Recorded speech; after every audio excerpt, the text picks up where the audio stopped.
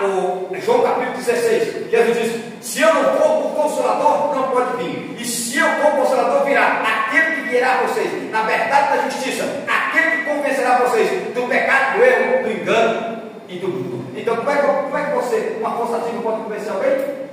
Quem convence é uma pessoa. Então ele é a terceira pessoa da Santíssima Trindade. Por isso que Jesus, quando esteve aqui na terra, ele disse: se pecar contra o Pai, o Filho perdoa. Se pecar contra o Filho, o Espírito Santo perdoa. Quem é que pode perdoar? Uma força ativa perdoa? Eu nunca vi. Só pode perdoar se for uma pessoa. Sim ou não?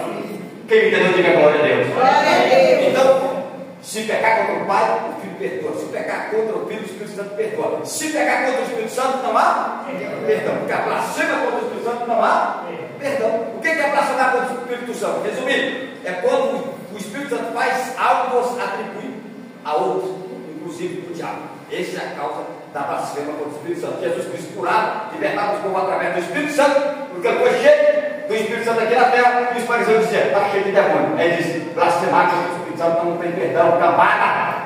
É isso que é blasfêmia contra o Espírito Santo. Quem entendeu o que eu falei? Você está me entendendo, sim ou não? Sim. Agora então vamos mergulhar no símbolo do Espírito Santo. O maior símbolo do Espírito Santo é o vento. Eu vou explicar por quê.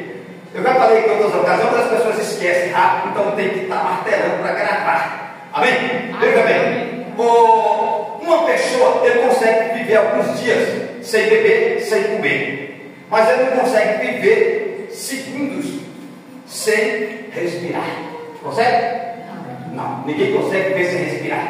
Então, veja bem. Então, por isso que o maior símbolo do Espírito Santo é o vento. Então, uma pessoa não vive sem respirar. Então, ele tem que estar ativo o tempo inteiro dentro da sua atribuição da respiração. Então, veja bem, então o cristão, uma pessoa que está nos caminhos de Deus, que entregou a vida a Cristo, não vive cheio do Espírito Santo. Porque se o Espírito Santo, você não tem vida, você está morto, espiritualmente falando. Então, por isso que é necessário buscar o Espírito Santo para você ter vida com Deus.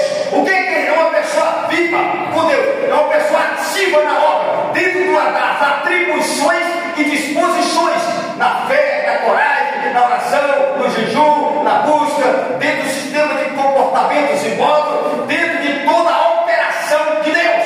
Então é necessário que o Senhor agora esteja como buscando dia após dia o Espírito Santo. Porque sem o Espírito Santo não há vida, porque a vida está no Espírito Santo.